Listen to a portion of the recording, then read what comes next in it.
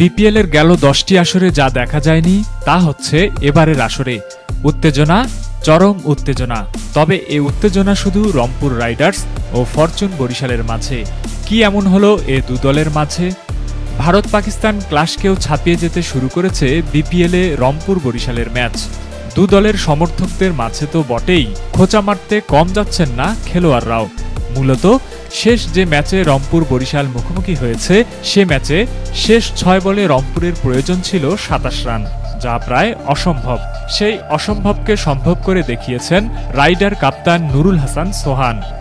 খেলা এখানেই শেষ হতে পারত, তবে না, এ তো কেবল শুরু। ম্যাচ শেষের পরপরই রংপুর রাইডার্সের খেলোয়াড়দের দিকে তেড়ে আসেন বরিশালের ক্যাপ্টেন তামিম ইকবাল।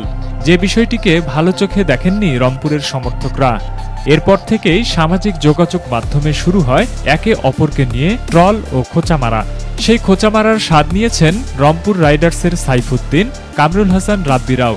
সোমবার গ্লোবাল কাপ ট্রফি ও 2017 সালের বিপিএল এর চ্যাম্পিয়ন্স ট্রফি নিয়ে নিজ মাটি রংপুরে আসেন সোহান সৌমুরা। সেখানে উপস্থিত ছিলেন হেড কোচ, সহকারী কোচ সহ দেশি বিদেশি খেলোয়াড়রা। এ সময় রংপুরের দর্শকদের উদ্দেশ্যে তারা বলেন, বরিশালের চাপ সামলাতে প্রয়োজন স্টেডিয়ামে রংপুরের দর্শকদের বেশি বেশি সমর্থন। বরিশালের দর্শকের চাপে আমরা রংপুর কিছুটা কন্ট্রোল থাকি। ইনশাল্লাহ এবার যাতে আমরা বরিশালকে দর্শকের উপস্থিতি বিট করতে পারি। ইনশাল্লাহ 2025 সালটা আমাদের মনোমত হবে। দোয়া করবেন সবাই।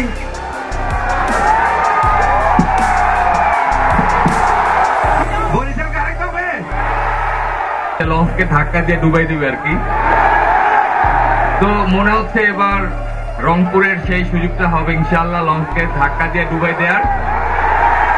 আমি যদিও বরিশালের, তারপরও রংপুরকে ভালোবাসি। রংপুর টিমের হয়ে এবার খেলছি, লাস্টবার বরিশালের হয়ে চ্যাম্পিয়ন হয়েছি, বাট এবার চাচ্ছি যেন আমরা রংপুর চ্যাম্পিয়ন হতে পারি এবং বরিশালের লঞ্চকে এবার ডুবাই দিতে পারি। ক্রিকেটে উত্তেজনা ছিল, আছে এবং থাকবে।